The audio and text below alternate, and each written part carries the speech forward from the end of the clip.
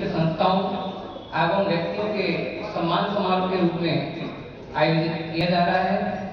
हमारे बीच में खंड मुख्य चिकित्सा अधिकारी लाडनू डॉक्टर मूलचंद जी चौधरी, थानाधिकारी पुलिस थाना लाडनू मुकुट बिहारी जी मीना, वाइस चेयरमैन मुकेश जी खिंची हमारे बीच मंच पर पधार चुके हैं। अधिशासी अधिकारी नगर पालिका नगराज जी भी रास्ते में चल रहे हैं। जैसा कि विदित है कि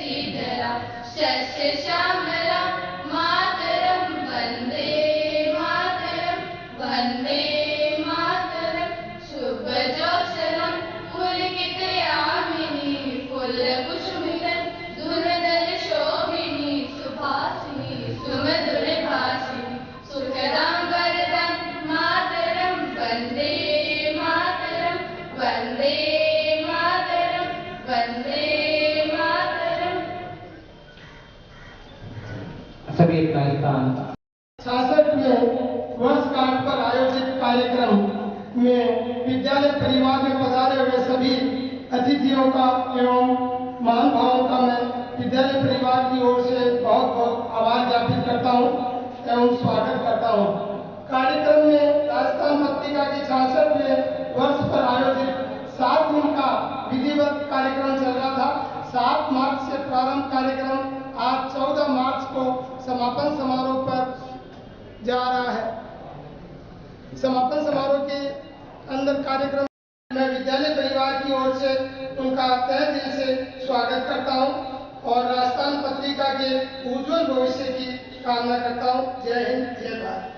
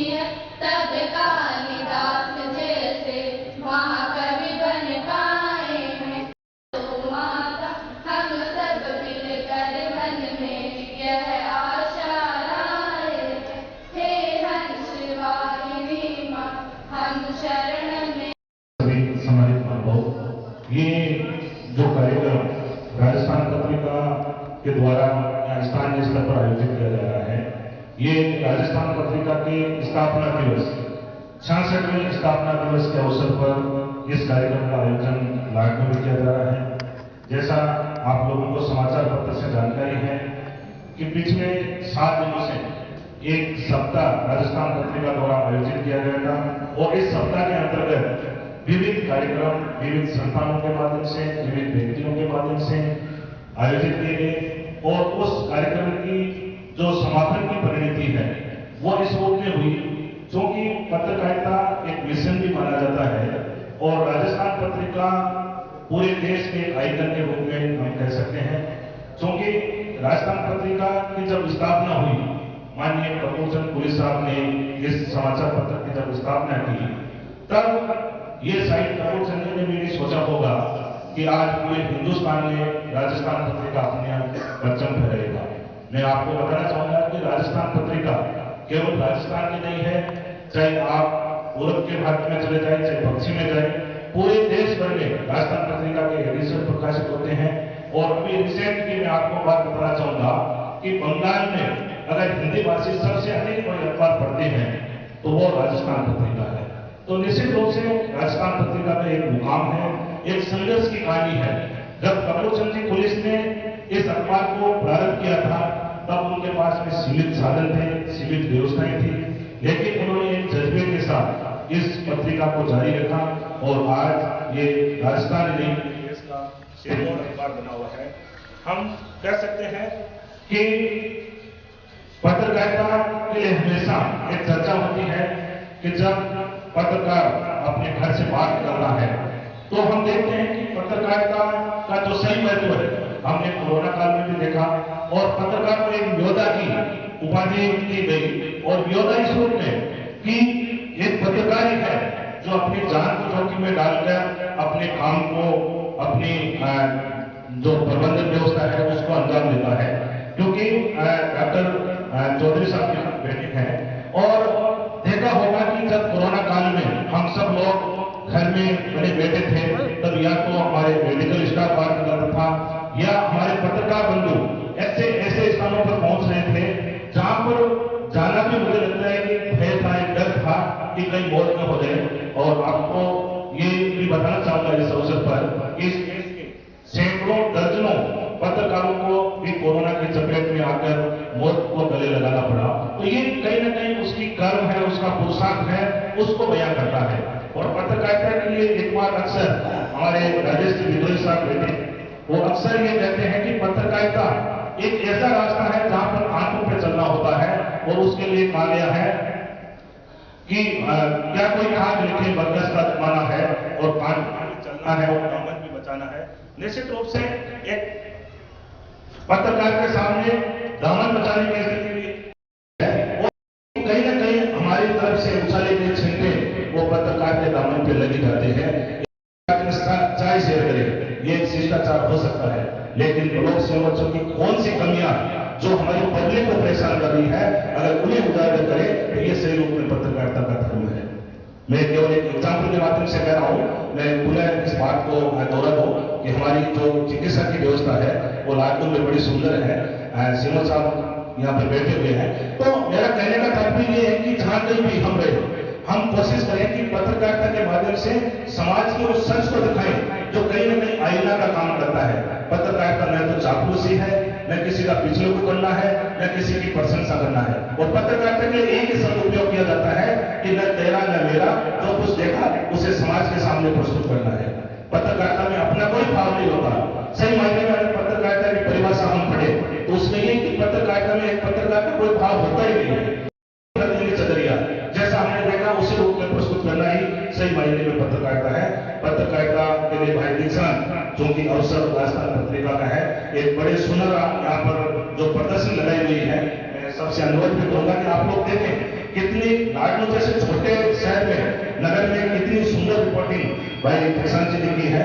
तो ये हम सब के लिए काबिल तारीफ है, और ऐसे युवा पत्रकार का हम सब मिलकर के इनकी हौसला अफजाई करें। और पत्रकारिता कोई पैसा कमाने का भी, अर्थ कमाने का माध्यम कभी नहीं रहा है, कभी भी नहीं रहा है।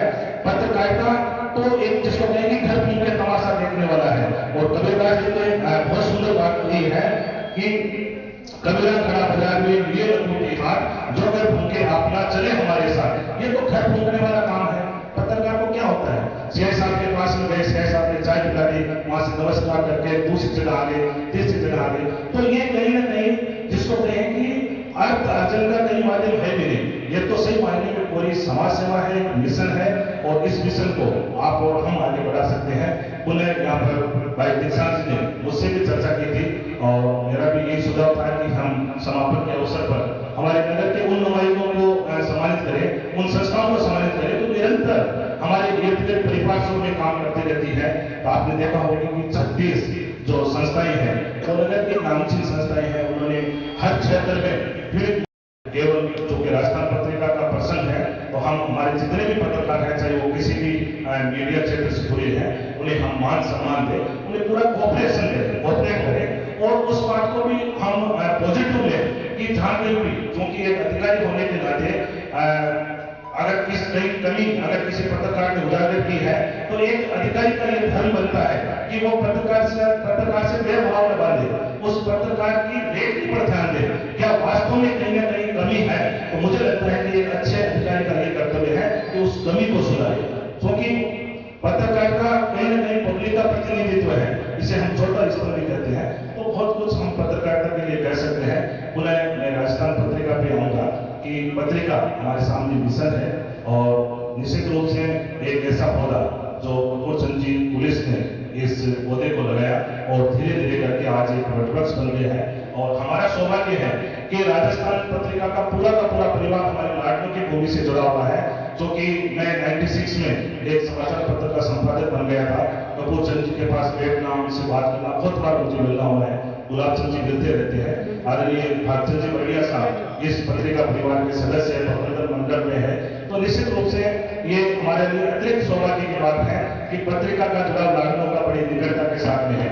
आदरणीय भागचंद जी आने वाले थे, शायद नहीं आ पाए होंगे, लेकिन वो उस पत्रिका हमारा वर्तुल बनता है।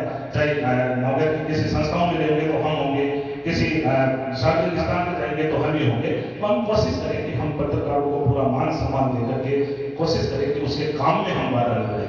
पुनः एक बार आप लोगों को बहुत बहुत बधाई। और भाई दीक्षांत हिंदुस्तानी का हम हौसला अफजाई इस रूप में करते हैं कि इतनी देर आपने तालियां नहीं बजाई, मैं चाहूंगा इस युवा पत्रकार के लिए आप तालियां बजाएं। एक हौसला यहाँ पर पैदा किया, काम किया और कोशिश की कि कैसे, क्योंकि राजस्थान पत्रिका पूरे देश में है, लेकिन मुझे लगता है कि सब जगह ऐसे कार्यक्रम नहीं होते हैं। कल नागौर से भी कुछ लोगों से मेरी बात हो रही थी, उन्होंने कहा कि लाडलो जैसे छोटे शहर में आप 35 संस्थाओं को और इतने लोगों को सम्मानित कर रहे हैं, तो ये काबिल तारीफ की बात है। पूरा भाई दीक्षांत को बहुत बहुत बधाई। नमस्कार, धन्यवाद।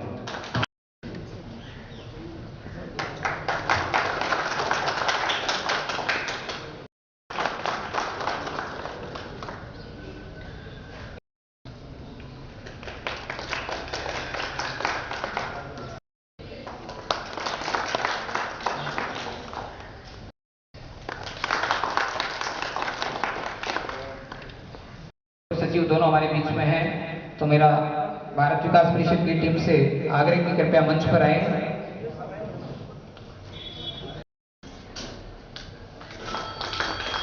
हमारे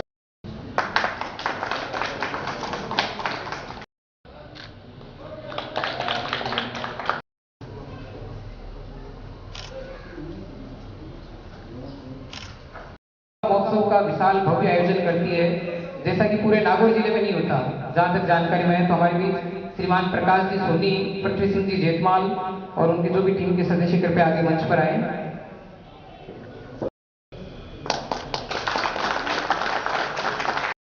जो भी इनकी टीम में सदस्य हैं कृपया मंच पर आए। मुकेश जी के जी से आग्रह की कृपया इनका सम्मान करें।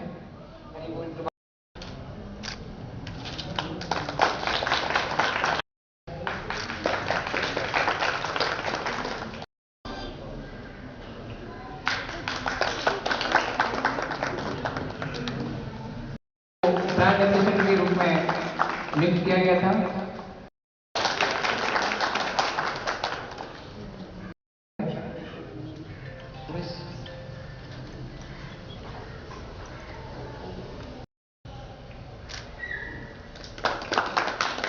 पूरा उत्तरदायित्व निभाती है हर प्रकार की गतिविधियों में। ये पूरा एक अपने आप में अनूठा संगठन है। तो हमारे बीच में सपना जी बंसाली और तारा जी हमारे बीच में मौजूद हैं। दोनों से विनम्र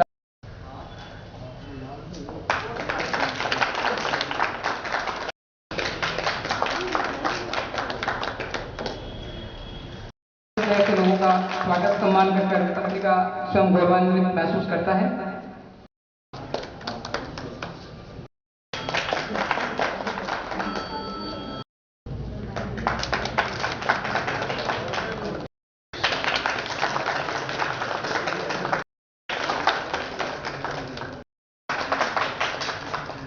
वर्मा जी से आग्रह आपने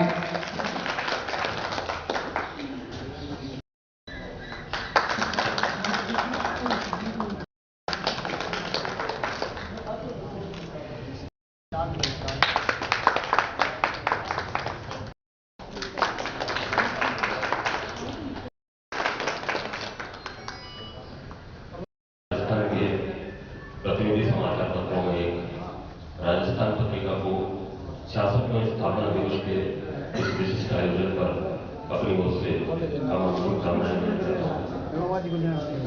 बंधुओं, मुझे याद है जब मैं 6वीं-7वीं क्लास में पढ़ा करता था, उस जमाने में एक स्थिति बहुत ही प्रेरणा की बात है।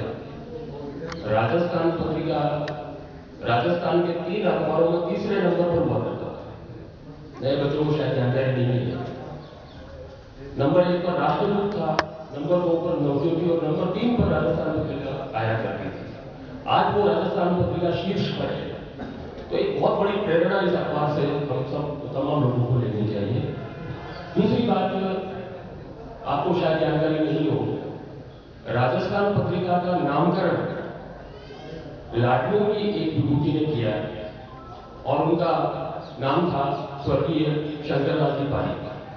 बहुत दफे वो ये प्रसंग सुनाया करते थे कि पुलिस जी जब सबसे पहले राजस्थान पत्रिका का मसौदा तैयार करके और अपनी मित्र मंडली में बैठे तो उन्होंने सुझाव मांगे कि इस अखबार का नाम क्या होना चाहिए। किसी ने कुछ अलग अलग नाम सुझाए। तो शंकरलाल जी पारीक ने राजस्थान पत्रिका नाम सुझाया था और तब से अब तक ये राजस्थान पत्रिका नाम चला आ रहा है। लाडनू का एक विशेष संदर्भ इस पत्रिका के नामकरण के साथ है। और जैसा भाई वीरेंद्र बता रहे थे, क्योंकि कपूर सिंह जी पुलिस जो है उनकी बेटी का ससुराल है लाडनू, और इस लिहाज से एक आत्मीय रिश्ता इस कस्बे के साथ उनका जुड़ा रहा। मुझे याद है उनको हम लोग जब 8वीं-9वीं क्लास में पढ़ा करते थे तो पुलिस की खुद एक स्तंभ जो है पत्रिका में लिखा करते थे। उस स्तंभ का नाम था मैं देखता चला गया। और इस तरह से इस सिलसिले में उन्होंने पूरे राजस्थान की यात्राएं की। उन यात्राओं के सिलसिले में जब वो लाडनू आए तो यहाँ के टायर उद्योग के बारे में उन्होंने एक आर्टिकल लिखा और उसका हेडिंग था जहां ऊंट गाड़ी में लगते हैं हवाई जहाज के पहिए। मुझे याद है बहुत दिनों चर्चा में रहा था ये। अलग है, अब तो परिशिष्ट निकलते हैं, अलग से संस्करण निकलते हैं, स्थानीय संस्करण अलग है और उसमें लाडनू की कुछ खबरें रोज होती हैं। लेकिन एक वो दौर भी था। तो मीडिया ने, खासतौर पर प्रिंट मीडिया ने जो तरक्की की है वो श्लाघनीय है, निश्चित रूप से प्रशंसनीय है। बहरहाल आज के इस मुश्किल दौर में जिस जवाबदेही के साथ प्रिंट मीडिया अपनी भूमिका निभा रहा है, फिर चाहे वो कोविड का कठिन दौर रहा हो या तमाम तरह की त्रासदियां, उनमें जिस जवाबदेही के साथ हमारे पत्रकार बंधु आगे आते हैं वो बहुत बड़ी बात है। इसी जमाने में उर्दू के मशहूर शायर अकबर इलाहाबादी ने लिखा था कि खींचो न कमानों को न तलवार निकालो, जब तोप मुकाबिल हो तो अखबार निकालो। तोप का मुकाबला अगर कोई कर सकता है तो वो अखबार कर सकता है। और कोई भी अखबार छोटा या बड़ा नहीं होता। आप देखते हैं कि ये जो प्रिंट है, इस प्रिंट का कितना अहम रोल है। 4 लाइनें या एक छोटा सा अखबार किस तरह से किसी को जो है वो प्रेरित कर सकता है, किस तरह किसी को डिप्रेस कर सकता है, डिमोरलाइज कर सकता है। अगर आप कुछ गलत कर रहे हैं और उस गलत के लिए अगर अखबार में कहीं कुछ छपा है तो निश्चित रूप से उस प्रवृत्ति को रोक लगती है। एक छोटा सा उदाहरण, एक व्यक्ति स्टेज पर बोल रहा है और उसको कहीं से किसी श्रोता ने एक पर्ची थमाई और उस पर्ची में केवल इतना सा लिखा है, ये बकवास का पद है। अच्छे से अच्छा धुरंधर वक्ता भी जो है वो डिप्रेस हो जाता है, वो आगे बोल नहीं पाता। तो मेरा कहने का मतलब है कि केवल 4 शब्द लिखे हुए जो है वो इतना असर कर जाता है। तो निश्चित रूप से एक जमाना था कि जब किसी शब्द को लेकर के कोई बहस चलती थी, भाई लीजिए साक्षी है इस बात के, बहुत बार हमारे बीच में जो है इस तरह के संवाद हुए भी है। तो कोई भी शब्द किस तरह से स्पेल आउट किया जाए, उसकी वर्तनी क्या होगा, तो उदाहरण दिया जाता था कि नहीं, राजस्थान पत्रिका में ऐसे लिखा है, ये मात्रा बड़ी नहीं छोटी है तो छोटी है। एक स्टैंडर्ड, एक मानक, एक मयार, ये हमारी पत्रकारिता का स्तर था। लेकिन दुर्भाग्य से धीरे धीरे स्थितियां बदल रही हैं, पहले वाली स्थिति नहीं रही। लेकिन तब भी हमारे भाई हिंदुस्तानी जो है वो बहुत जिम्मेदारी के साथ, बहुत जवाबदेही के साथ लिखे हैं। और मैं समझता हूँ कि बहुत अच्छी शैली में, बहुत हिम्मत और हौसले के साथ स्थानीय खबरों को ये जिस तरह से आगे तक पहुंचा रहे हैं, मैं तमाम शुभकामनाएं पत्रिका के लिए और उसके जो रिपोर्टर हैं हमारे स्थानीय, सभी के लिए, पूरे परिवार के लिए बहुत अधिक समय आप लोगों का नहीं दूंगा। पुनः एक बार शुभकामनाएं। जय भारत, जय हिंद। सलाह लेकर इसी पर आशीर्वाद का अंशी रहूंगा मैं। हमारे बीच में एक डिबेटर महनाज बानो, एक छोटी बच्ची भी स्थित कॉलेज है जो स्टेट लेवल पे वाद विवाद प्रतियोगिता में रही है और इसकी इच्छा रही। सभी को गुड मॉर्निंग, नमस्कार, अस्सलाम वालेकुम। सम्मानित मंच और आयोजक और श्रोतागण, थोड़ा सा मेरे लिए भी बहुत बड़ी बात है ये आप सभी के बीच में। हालांकि आप सभी में मेरी उम्र थोड़ी कम जरूर है और मेरे लिए ये बहुत बड़ी बात है यहाँ पर खड़े होकर के बोलना, क्योंकि सबसे पहले तो मैं राजस्थान पत्रिका के 66वें स्थापना दिवस की शुभकामनाएं देना चाहूंगी समस्त राजस्थान पत्रिका परिवार को। और पूरी टीम की मेहनत होती है तभी इतना बड़ा परचम लहराया जाता है, तो पूरी टीम की मेहनत काबिल तारीफ है। और आप सभी महान लोगों के सामने वक्तव्य प्रस्तुत कर रही हूँ, तो कहीं शब्द इधर उधर हो जाए तो मैं माफी पहले से ही चाहती हूँ। आज जो वक्ता बनकर आपके सामने बोल रही है, असल में महिला सशक्तिकरण के बारे में सरकार बहुत योजनाएं लाती है, सभी महान लोग उसके लिए काम भी करते हैं। लेकिन सही मायने में अगर देखा जाए तो आज भी भारत में कई इलाके ऐसे हैं जहां पर लड़कियों को बोलने के लिए भी, मतलब जब वो अपनी बात कहना भी चाहती हैं तो भी उनकी भावनाओं को दबा दिया जाता है, उन्हें बोलने नहीं दिया जाता है। बहुत खुशी होती है जब महिला सशक्तिकरण के ऐसे उदाहरण सामने देखती हूँ। तो आज मैं वक्ता बनकर आपके सामने बोल जरूर रही हूँ, लेकिन बात तो अपने स्कूल के समय की, जब मैं 10th क्लास में थी 2013 में। उस वक्त सामाजिक रूढ़िवादिता इतनी ज्यादा थी कि कहीं ना कहीं उसने मेरे ऊपर भी हावी होने की कोशिश की। 10th के बाद में मेरी पढ़ाई छूटने वाली थी। घर वालों ने कहा कि पूरा समाज ये बोलता है कि लड़कियां लड़के क्या करेंगी, है ना, और कहीं ना कहीं मुस्लिम कम्युनिटी में लड़कियों को कम पढ़ाया जाता है। बहुत एक तरीके से धब्बा है ये, मैं खुद स्वीकार करती हूँ इस बात को।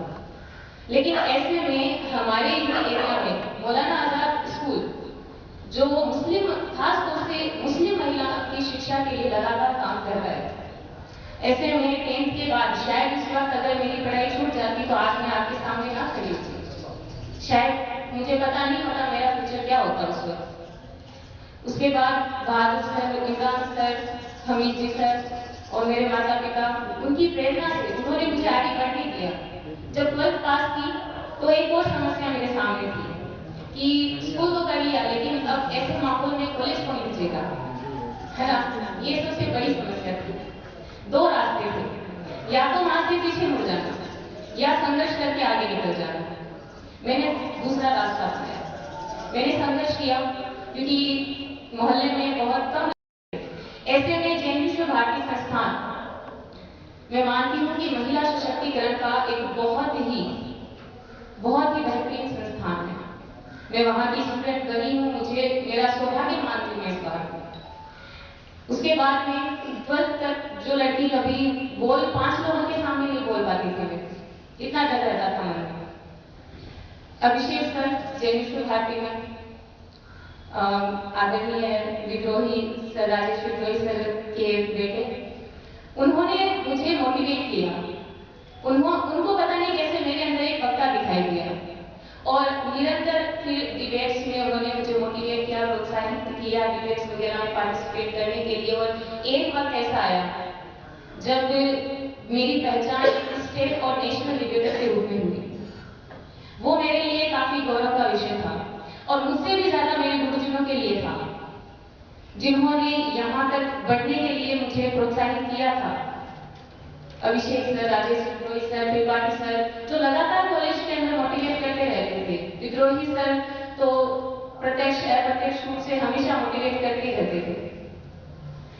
तो जब इतनी समस्याएं सामने आई और समय की सीमा है इसलिए, तो उस वक्त आज जब मैं इन बातों को सोचती हूँ तब मैं ये सोचती हूँ कि जीवन में समस्याएं आती रहेंगी, लेकिन हर एक समस्या हमारा मोटिवेशन अगर हम उसको बना ले, उसी समस्या को अपना मोटिवेशन बना ले और आगे जीवन में ये सोचें कि क्या आज के 1 महीने बाद, 2 महीने बाद, क्या 1 साल बाद ये समस्या रहेगी, तो जवाब मिलेगा कि शायद नहीं रहेगी। हमें पता चलेगा कि हमारी क्षमताएं क्या होती है। ये बात आज मैं स्वीकार करती हूँ। और अंत में कुछ लाइनें कहना चाहूंगी कि रेस में दौड़ने वाले घोड़े को तो पता भी नहीं होता कि जीत वास्तव में क्या है। वो तो अपने मालिक की दी गई तकलीफों की वजह से दौड़ता है। उसी तरह जब भी जीवन में कोई तकलीफ आई तो आप ये समझ जाइए कि आपका मालिक आपको जिताना चाहता है। और इसी के साथ में धन्यवाद देना चाहूंगी सभी का और राजस्थान पत्रिका की पूरी टीम का कि उन्होंने मुझे इस लायक समझा, इस सम्मान के लायक समझा। आप सभी का धन्यवाद। Thank you. श्रीमान वीर प्रकाश जी आर्य,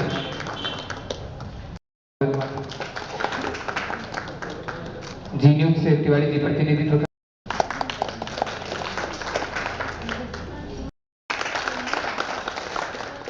बजरंग जी,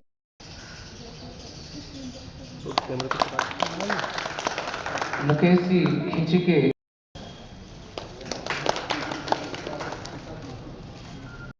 हमें अफसोस की खुशी है कि मदनी भी उन्हीं के पद चिन्हों पर आगे बढ़ते हुए आगे बढ़े। अतिथियों से निवेदन कृपया कुछ समय के लिए आप खड़े रहे ताकि अतिथिगण नगर के एक और प्रतिष्ठित जो सामाजिक सरोकारों से जुड़े हुए रघुवीर सिंह जी राठौर, नगर का एक और हमारे बीच में पुलिस डिपार्टमेंट से कांस्टेबल आसूचना अधिकारी,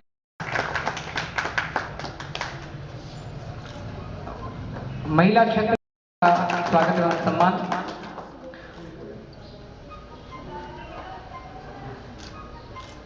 अगली कड़ी में हमारे बीच स्वागत और सम्मान करना चाहेंगे रणजीत खान जी। इसी कड़ी में सुजान,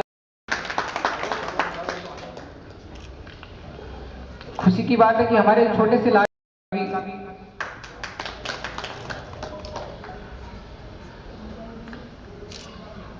हमारे बीच शरीर इस कारण नहीं आ पाई और इनके पिताजी हमारे समीप शहर की एक अद्भुत पहचान, हमें खुशी है और हम इनके उज्जवल भविष्य की कामना करते हैं। हमारे बीच डॉक्टर परवेज, एक अद्भुत व्यक्ति, इन्हीं के सहयोगी साथी करना चाहेंगे। जैन धर्म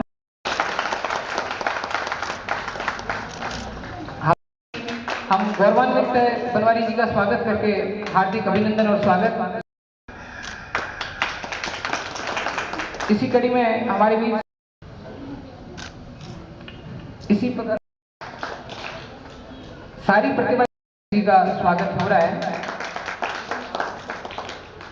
सहभागिता रहती है जगदीश सिंह गिंटाला के सुपुत्र आलोक जी गिंटाला का स्वागत एवं अभिनंदन। लाडपुर खंड के ग्राम के क्षेत्र में बहुत विशेष उपलब्धि रही थी, कर रखी है विभिन्न प्रकार की, तो वो भी किसी विश्व रिकॉर्ड होल्डर है, गिनीज बुक में इनका नाम भी दर्ज है। लाडपुर के नगर की अद्भुत प्रतिभा।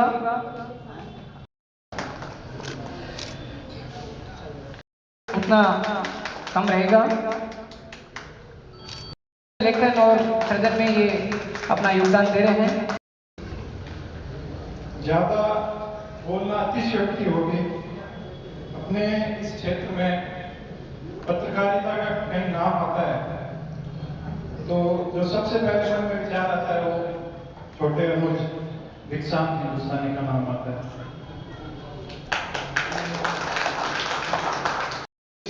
पे कार्य करते हुए 2 वर्ष हो गया और हमने यही प्रयास किया है कि चिकित्सा विभाग की जो भी हमारी योजनाएं हैं वो धरातल पे ग्रामीण रूट लेवल तक अच्छे से आमजन को प्राप्त हो सके।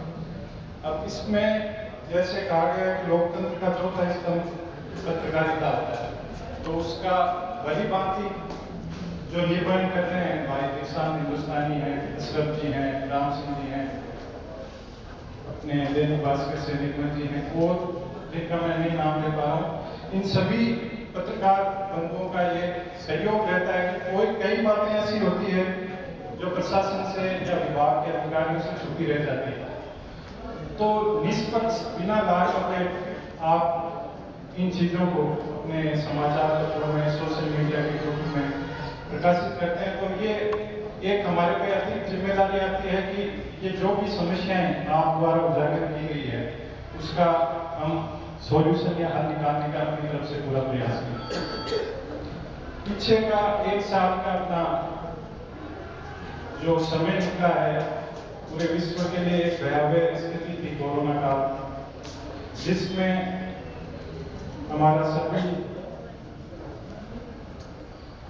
विभागों का ये प्रयास रहा कि हम अधिक से अधिक लोगों को इस महामारी से चपेट में, आगोश में आने से बचाएं।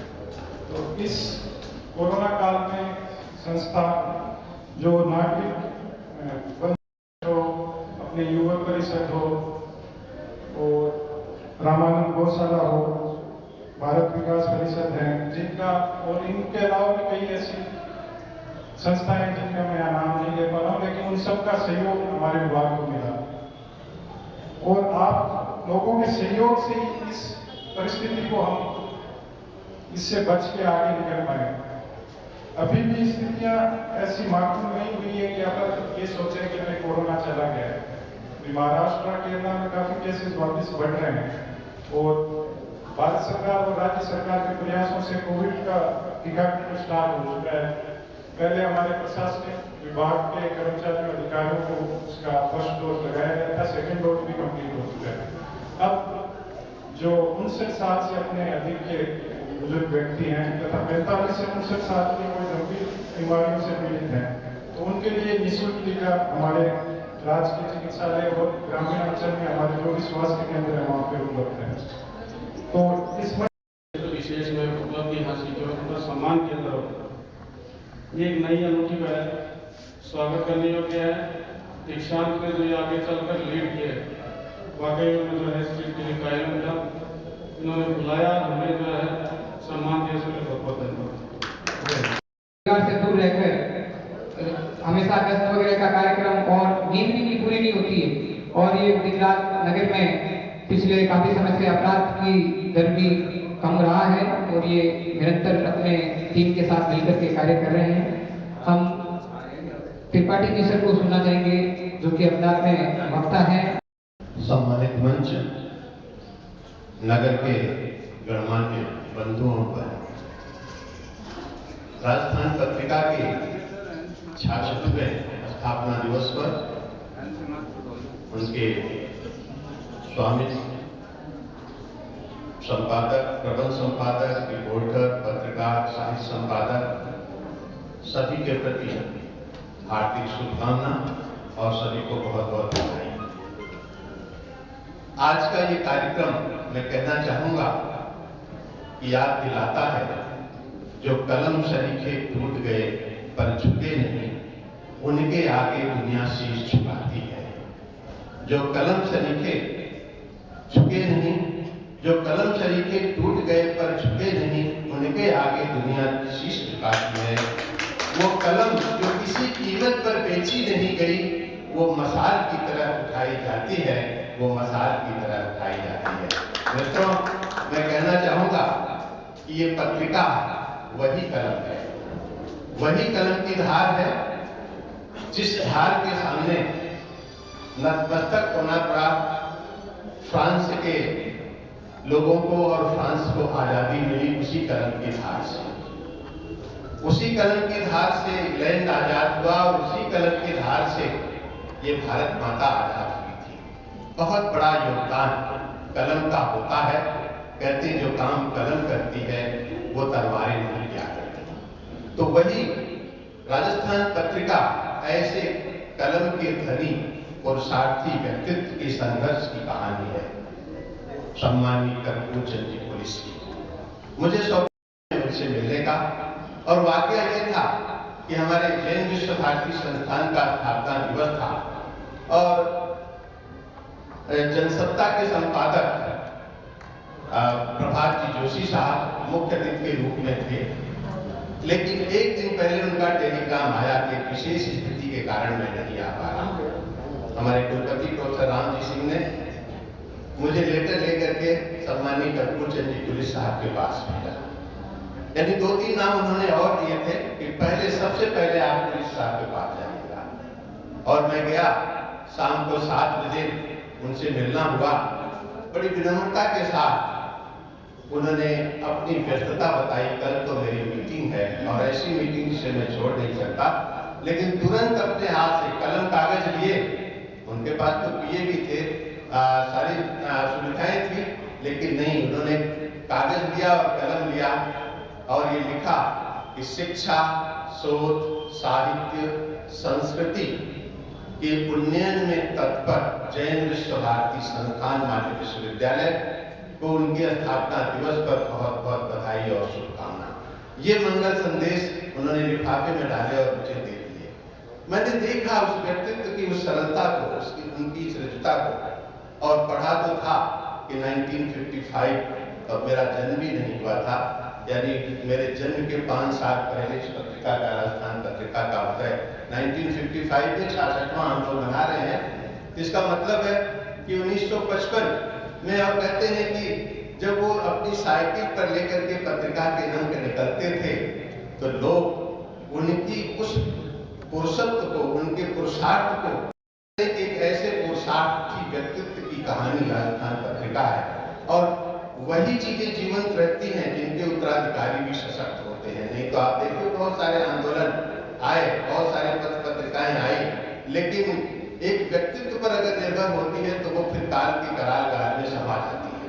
कि राजस्थान पत्रिका बहुत सौभाग्यशाली है कि गुलाब जी कोठारी साहब जो उसके प्रमुख संपादक हैं, और आप देखिए कि कितने बड़े साहित्यकार भी हैं। हम लोग पढ़ते हैं, आज ही आप अगर देखें तो मंदिर पे जो उन्होंने लिखा है कि मंदिर जिसे हम भगवान का आश्रय स्थल समझते हैं और मंदिर जो अपना एक मन मंदिर होता है, उन दोनों पर इतना सटीक लेख लिखा है। और ये राजस्थान पत्रिका मुझे लगता है कि सामाजिक सरोकार भी है, सामाजिक मुद्दों से जुड़ी हुई होती है।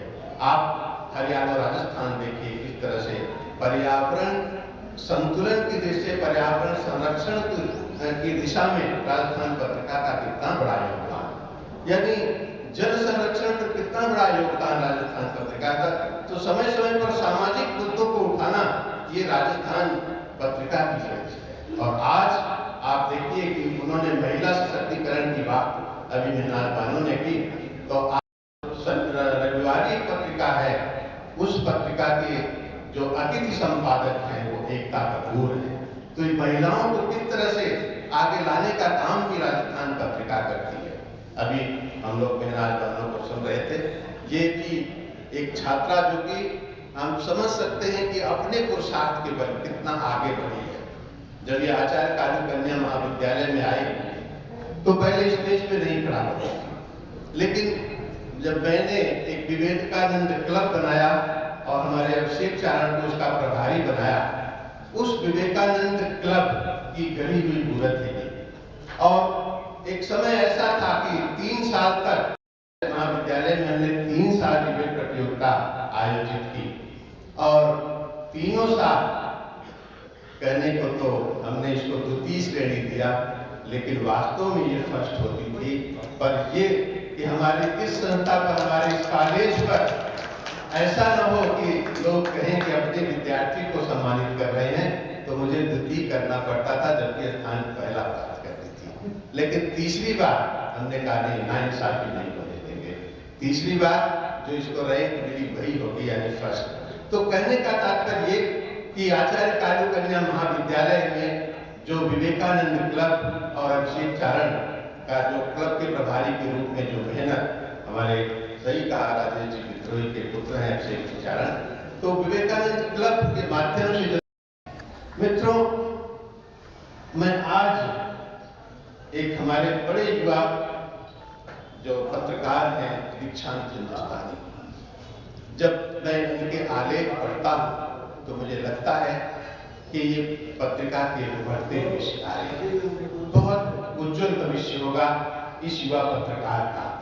इसमें जो मैंने देखा, ये पत्रकारिता के क्षेत्र में आगे बढ़ने वाले के जो गुण होने चाहिए, सबसे पहले एक पेशेंस होना चाहिए, धैर्य होना चाहिए, क्योंकि patience is the best remedy of all trouble. ये जो धैर्य है ये सारी समस्याओं का समाधान है। कितनी बातें सुनने को मिलती इनको जब जाते होंगे, लेकिन पेशेंस जो है, धैर्य, और उस धैर्य के सारे इन्होंने ऐसे ऐसे आलेख लिखे। और पुरुषार्थी व्यक्तित्व तो है, मेहनत करना जानते हैं, त्याग होना चाहिए, अभय होना चाहिए पत्रकारों में। अगर भय हो गया पत्रकार तो जो मैंने कहा कि जो कलम से लिखे टूट गए पर झुके नहीं। अगर त्याग नहीं होगा तो हर पल झुकना पड़ेगा, हर पल झुकना पड़ेगा। तो त्याग की प्रतिमूर्ति भी ये बालक है। तो कहने का मतलब कि एक पत्रकार में जो गुण होने चाहिए इस युवा पत्रकार में दृष्टिगोचर होते हैं। और इनकी जो फीचर आलेख मैं समझता हूं कि यहाँ भी लगे हैं, और मैंने तो बहुत फीचर आलेख पढ़े हैं जो नगर के बहुत सारे जो समस्याओं को लेकर के लिखे गए हैं, या नगर में जो हमारे ऐसी चीजें हैं जिन पर ध्यान नहीं जाता, उन पर ध्यान आकृष्ट करने का, नगरवासियों को ध्यान आकृष्ट करने की ओर इनका फीचर आलेख जो है सबको उद्यत करता है। और मैं समझता हूं कि आज का ये जो कार्यक्रम है ये भी इस युवा मन की सोच का परिणाम है। हम लोग यहाँ बैठे बैठे बहुत सारी संस्थाओं और उनके कामों और उनकी उपलब्धियों से अगर रूबरू हुए हैं तो इस युवा पत्रकार की देन है कि एक ही स्थान पर बैठ करके आप देखिए कि एक साथ 35 संस्थाओं का गुणानुवाद देखने को मिला। 35 संस्थाओं का सम्मान का मतलब कि ये जो 35 संस्थाएं मौजूद होकर के अपने क्षेत्रों में काम कर रही हैं, आज इस मंच पर उनको सम्मानित करके लोगों का ध्यान आकर्षित किया है, एक बहुत बड़ा काम है। इसी तरह से 31 प्रतिभाओं को भी सम्मानित करके जो लोगों का ध्यान आकर्षित किया, ये भी बहुत बड़ा काम है। आप सोच सकते हैं कि युवा मन की सोच है कि अगर आज ये युवा इस तरह का अगर सोचता है, इस तरह की होगी, तो मैं कहना चाहूंगा कि इस नदी की धार से ठंडी हवा आती तो है, नाव छोटी सी सही लहरों से टकराती तो है, एक चिंगारी कहीं से ढूंढ लाओ दोस्तों, इस दिए में भीगी हुई बाती तो है। ये इस बात का सबूत है कि आगे बहुत उज्जवल भविष्य है इस युवा पत्रकार का, और इसी के देख रेख में राजस्थान पत्रिका का।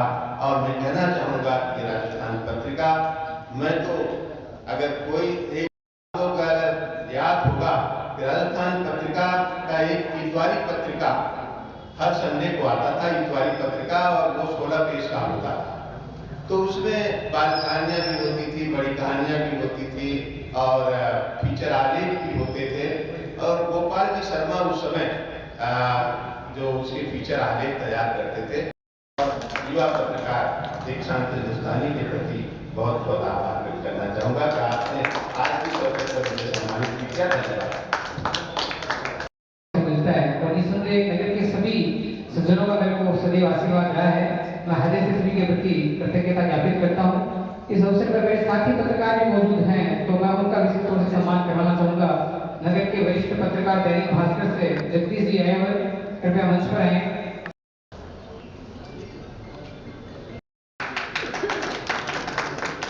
फर्स्ट इंडिया न्यूज चैनल से भाई,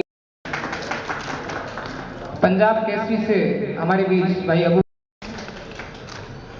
जन टीवी से हमारे बीच राष्ट्रदूत से महेश जी,